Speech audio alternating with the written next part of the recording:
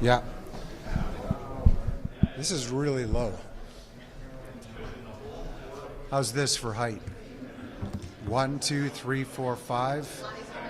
Hey folks, Jamie, love you, absolute champion. Ready? Good. Okay.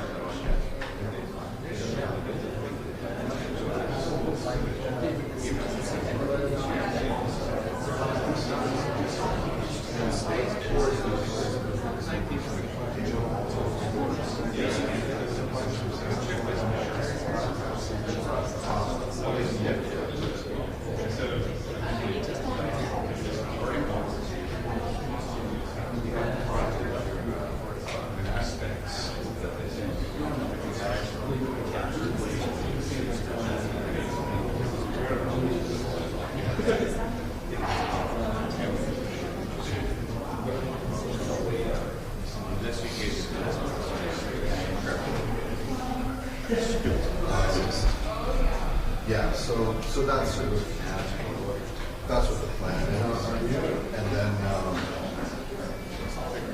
And then kind of where I go. Because I think we're good.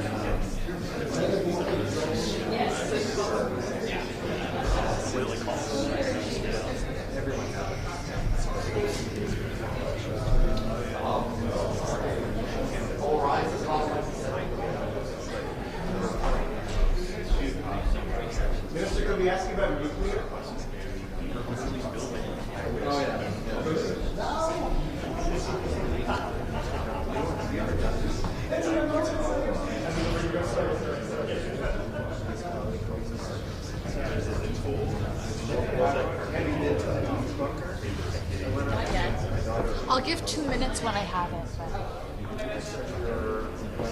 Oh, 1 minute.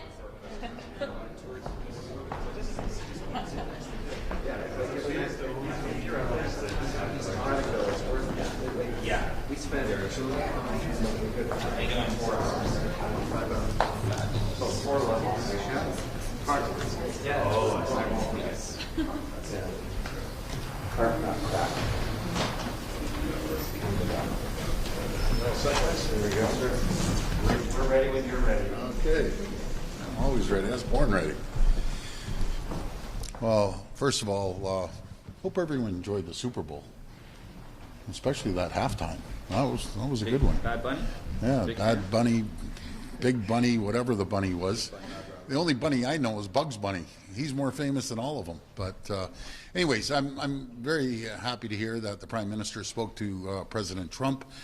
And as for the bridge and the President Trump's comments, make no mistake about it. As sure as I'm talking to you, I'm very confident this bridge is going to open. I'll tell you the reason why it's going to open, because it's in the best interest of the American economy, the Americans, the 13 Congress people that are going for re-election in the midterms, which the Republicans own probably 7 of those seats and 1 Senate seat as well. And the worst thing you could do is hurt the American economy and continue to hurt the American economy. And folks, the deal was struck that Canada, the federal government, built it.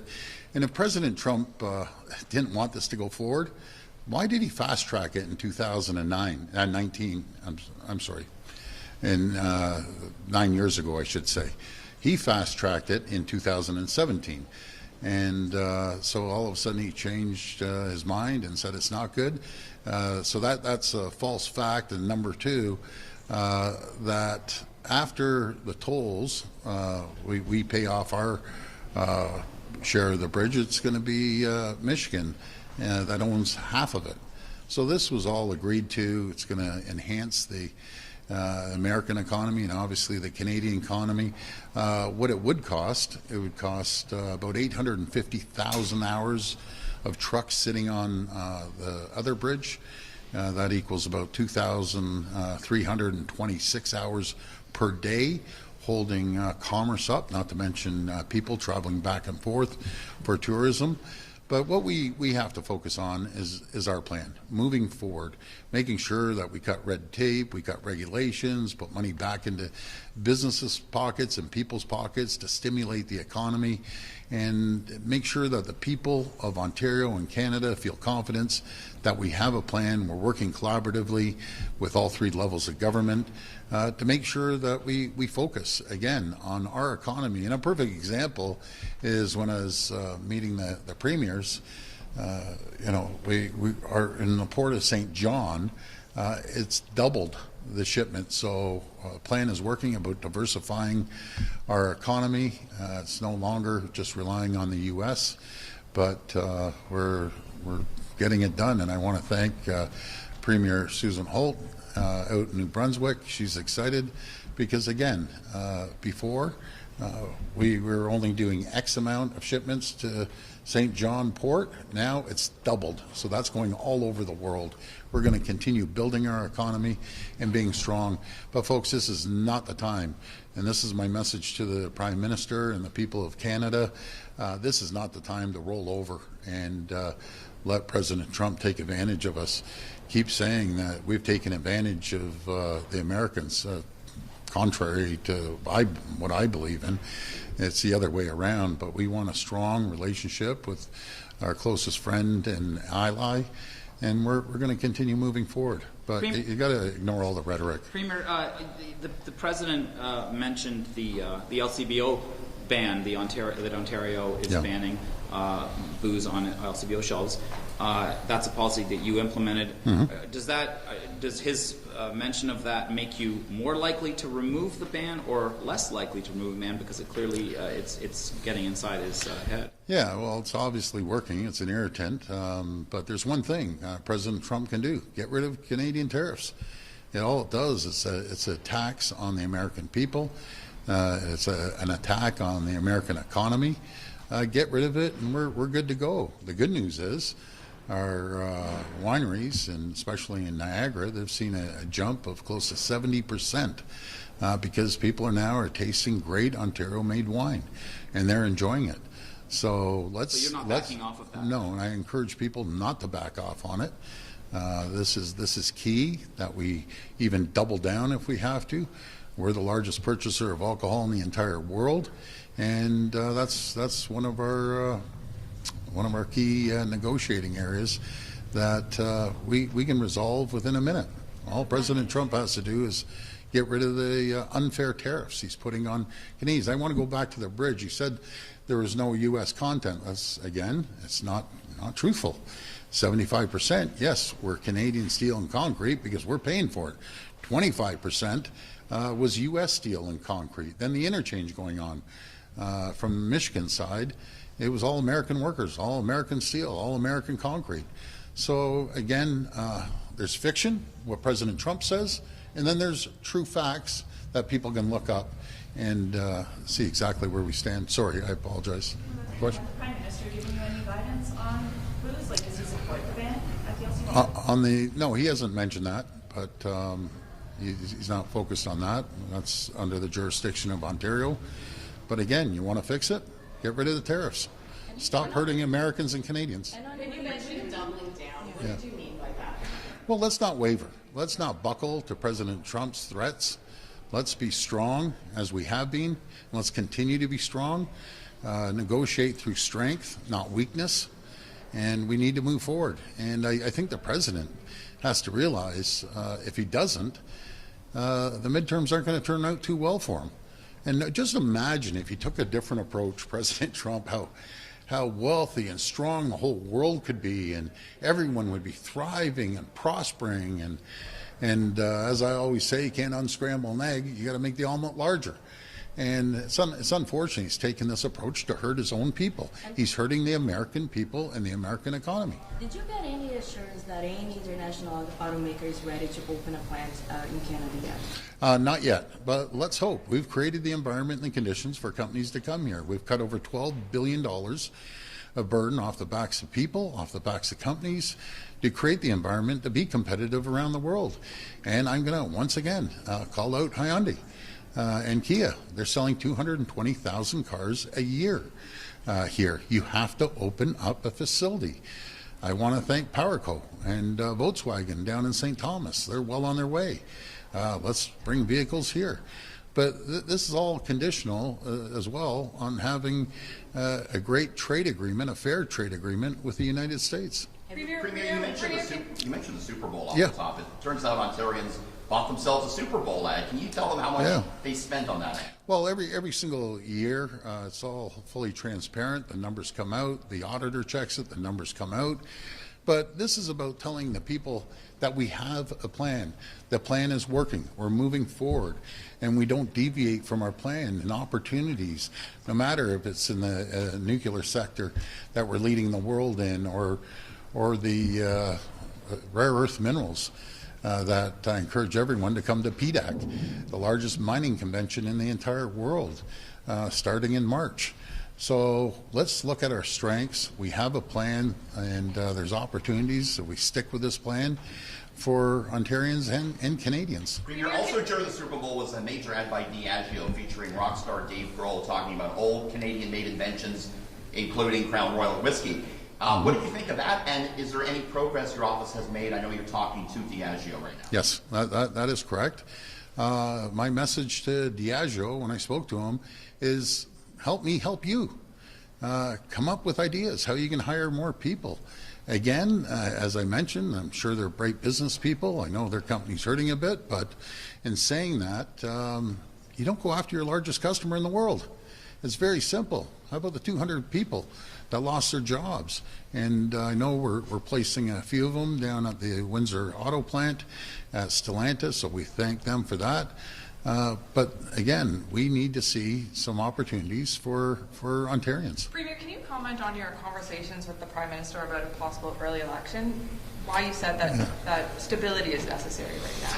Well, you know something, I don't divulge our conversations, but I'll be very frank with you. When you get 13 premiers in a room, politics comes up.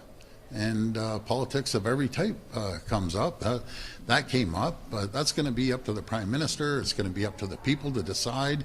If they do decide to call the election, has nothing to do with me. I called my election. I'm good. We're moving forward, and that's it. But what was your? But you had some advice to him, right? Because you have done this in the past, and you have talked about the need for stability. And yeah, I appreciate that, but there was only two people in the room, me and him, and I don't divulge that conversation. But is there conversations with 13 premiers in the room? Sure, there's conversations. Would you like to see a majority government though for stability, so that we don't have uncertainty given the threat, the existential threat? I've always said I don't care about political stripes. I'll work with anyone. I think I've proved that. I don't care if it's a Liberal federal government or an NDP mayor.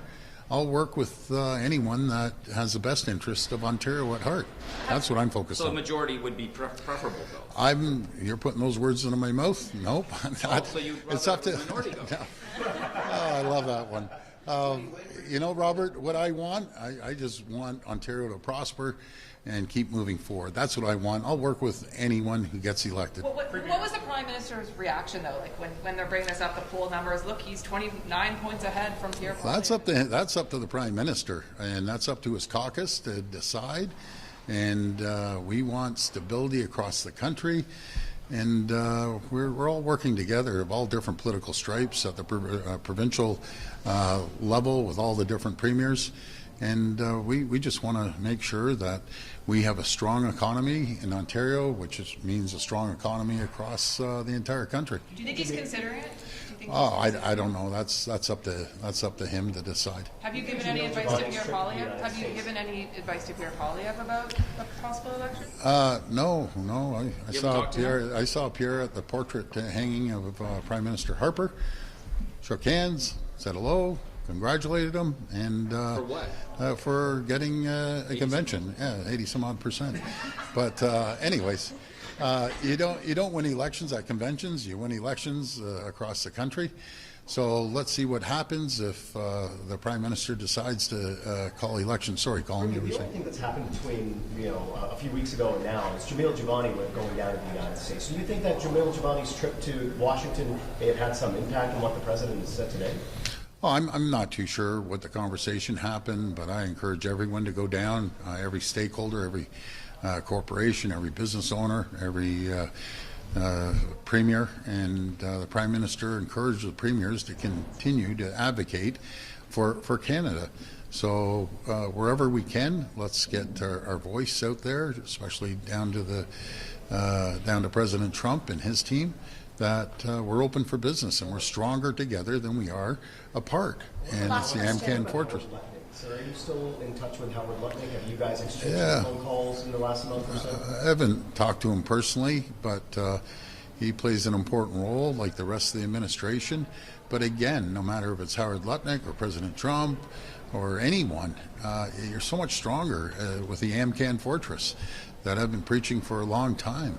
As we're under attack by foreign countries in different ways, we need to stick together. We'd be the strongest, richest, wealthiest, safest two countries in the entire world.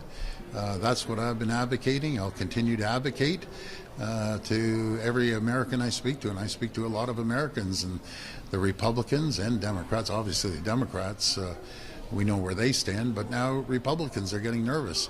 And it gets into, when the midterms come, I call it silly season, because all the politicians start going crazy and they want to get reelected. So if, the 13 Congress people, 7 are which Republicans, they start getting hammered by their constituents, watch how quickly they flip.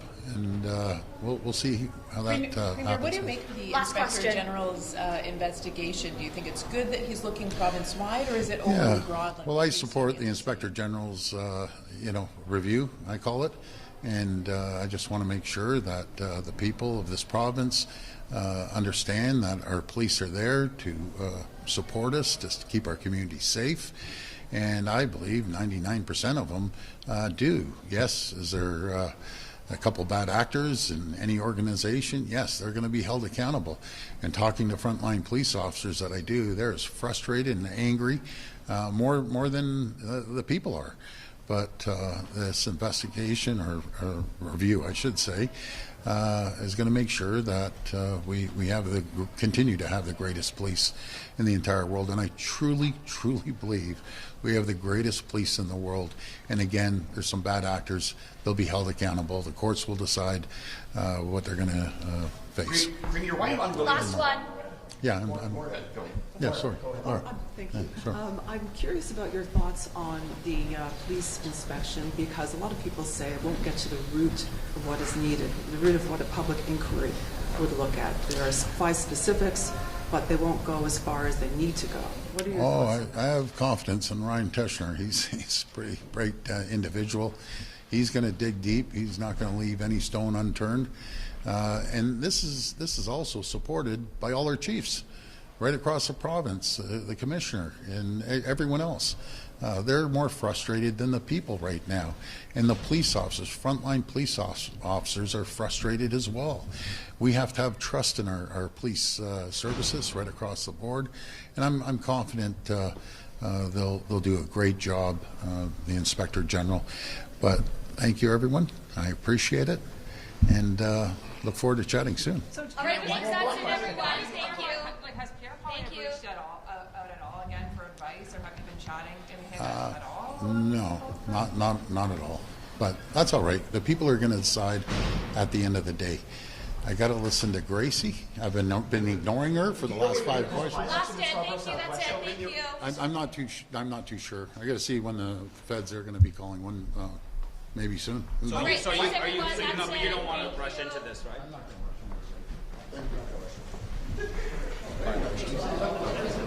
Colin, you heard it? Colin, he's not going to rush into it. You heard it?